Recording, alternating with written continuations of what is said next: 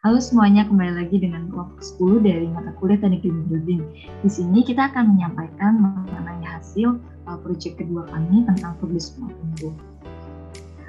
Kami beranggotakan Fauzan Anda, kemudian ada saya Sinti dan juga Abid Bayati. Rumah tumbuh kami bernama Mountain Site, di mana rumah ini akan menampilkan view Gunung yang dapat kita lihat melalui jendela. Nah, untuk beberapa hal yang akan kami sampaikan, yang pertama ada konsep rumah kami, kemudian lokasi, denah rumah, kriteria desain, dan juga penerapan dari salah satu assessment untuk green building yaitu ASG, kemudian ada rancangan kerja. Kemudian untuk konsep rumah kami sendiri yaitu mengusung tema industrial, di mana pesona rumah industrial ini memperhatikan menarik perhatian sehingga dia cenderung tidak perlu mengeluarkan banyak biaya untuk pendesainannya. Kemudian ini tampilannya raw, urban, dan tetap modern, jadi bisa dipadukan dengan minimalis tropis. Kemudian untuk gaya industrial ini diciptakan melalui beberapa material seperti penggunaan pakai beton, kemudian flat stainless steel, baja, cermin, dan juga batu-bata ekspos.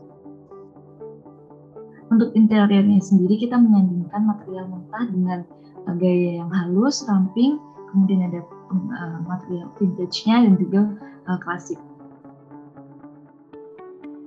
Untuk warna yang kami pilih dari desain rumah kami itu hitam gelap yang bekerja dengan baik itu kemudian dicampurkan dengan warna abu dan juga warna-warna netral gas, dan ini akan membantu menghadirkan suatu suasana hangat dan juga kekasan dari gaya industrial sendiri. Nah, ini ada beberapa contoh rumah yang menjadi inspirasi dari desain rumah kami. Berikutnya itu ada lokasi. Lokasi pada rumah tersebut berada di Jalan Kavling Surya.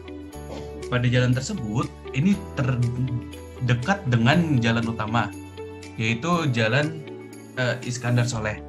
Nah, dari situ alasan pemilihan lokasi itu didapatkan aksesibilitas jalan tol yang dekat dengan perumahan, mendapat pemandangan dari Gunung Salak, terus kemudahan mencari fasilitas pendukung seperti rumah sakit, pom bensin, pusat perbelanjaan, dan juga hiburan. Lalu cuaca di sana itu sangat sejuk sehingga suhu yang berada di rumah tidak sangat tinggi, tidak panas. Lalu selanjutnya ada denah rumah. Di sini denah rumah dibagi menjadi dua, yaitu ada denah lantai 1 dan denah lantai 2. Dan pada denah lantai 1 itu terdapat kamar utama dengan ukuran 4x5 meter dan dilengkapi oleh kamar mandi dengan ukuran 3x2 meter. Lalu ada kamar ART atau asisten rumah tangga yang sebesar 4x3 meter. Lalu ada kamar mandi luar sebesar 2x2,5 meter. Ada laundry room sebesar 2,5 kali 1,5 meter, lalu ada ruang tamu sebesar 4,5 kali 3 meter, lalu ada dapur plus ruang makan sebesar 4,5 kali 4 meter, ada garasi yang cukup luas yaitu 6 kali 4 meter, dan juga ada teras yang sudah memadai yaitu 3 kali 2,5 meter. Nah, pada denah lantai 2 ini terdapat 3 kamar, yaitu 2 kamar dengan spesifikasi sebesar 3 kali 4 meter dan 1 kamar dengan spesifikasi 4 kali 4 meter. Selain itu juga terdapat kamar mandi luar ya, sebesar 3 kali 3 meter dan terdapat ruang baca sekaligus bisa dapat dijadikan ruang kerja sebesar 4 kali 2 meter kuadrat. Dan selain itu juga terdapat ruang keluarga yang cukup luas yaitu sebesar 6,5 kali 6 meter dan terdapat balkon dengan luas 30 meter kuadrat. Dan di balkon tersebut dapat menghadap ke Gunung Salak, sehingga view dari balkon tersebut sangat indah dan cuaca yang sejuk juga mendukung untuk beristirahat di balkon tersebut atau sekedar melihat Gunung Salak. Lalu selanjutnya ada kriteria desain. Kriteria desain yang kami gunakan itu ada 3, yaitu Greenship Homes dan Rumah Tumbuh. Greenship Home dan Rumah Tumbuh kami memastikan bahwa rumah tersebut minimal masuk ke dalam kategori gold dan dirancang pembangunannya secara bertumbuh atau bertahap.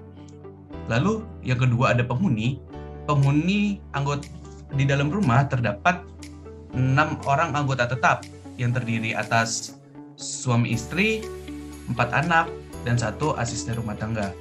Lahan yang digunakan yaitu seluas 306 meter kuadrat dengan masing-masing luasnya yaitu 17 kali 18 meter dengan RTH ruang terbuka hijau minimal 30% dan luas pembangunan maksimal 70%.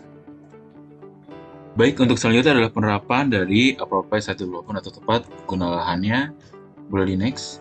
Nah, untuk penerapan dari persyaratan SD1-nya itu terdiri dari 4 poin yang akan kami terapkan, yang dimana pada persyarat 1 yaitu berada pada kawasan pemukiman, untuk persyarat 2 yaitu luas tanah dengan 306 meter persegi, luas tapak dengan 150 meter persegi, luas ruang terbuka hijau dengan 150 meter persegi, dengan luas bangunannya 288 meter persegi, yang dimana ruang terbuka hijaunya didapatkan lebih dari 50%. Kemudian untuk AST 12 yaitu tanaman vegetasi yang digunakan itu berasal dari nursery lokal, dan AST 11B dengan vegetasi lebih dari 30% luas lahan. Selanjutnya, untuk penerapan SD2, 3, dan 4 itu terdapat 4 poin. Untuk SD 1A yaitu perasaan perkota yang ada berupa jaringan jalan, perangan listrik, drainase, pembuangan sawah, pemadam, kebakaran, telepon, pejalan kaki, fiber optik, dan air bersih. Kemudian untuk SD 1B itu terdapat fasilitas umum berupa rumah sakit, pom bensin, pusat perbelanjaan, tempat ibadah, dan ada sekolah di dekat lingkungan tersebut. Kemudian untuk SD 41 dan 2 ada upaya penanggulangan tikus dan nyamuk pada rumah yang kami rencanakan. Kemudian untuk SD 4, 3, 4, dan 5 itu ada upaya juga dalam penanggulangan kecoak, lalat, dan rayap. Selanjutnya, untuk penerapan SD 5 dan 6 itu terdapat 3 poin untuk SD 1B sendiri, yaitu terdapat akses menuju rute angkutan umum. Kemudian untuk SD 61 itu terdapat penanganan limpasan air hujan pada atap. Kemudian untuk SD 62 itu terdapat penanganan limpasan air hujan untuk lahan. Selanjutnya, berikut adalah rancangan fitur yang akan kami terapkan pada bangunan pada rumah kami. Nah, itu terdapat 4 poin. Yang pertama ada pemanfaatan air hujan, yaitu berupa pembuatan kolam, penampungan air hujan untuk penyiraman tanaman, dan sumber resapan. Kemudian yang kedua adalah pengolahan limbah padat, ini mana di sini kita memilah sampah menjadi 3 golongan, yaitu organik, anorganik, dan B3. Dan salah satu pengolahannya yaitu menggunakan proses pengomposan. Kemudian untuk yang poin ketiga itu aplikasi sumber energi alternatif dengan memasang panel surya di atas atap. Kemudian untuk ventilasi dan cahaya alami yaitu dengan menggunakan material kaca serta memperluas area bukaan. Baik, terima kasih telah menonton video kami. Sampai jumpa di video berikutnya.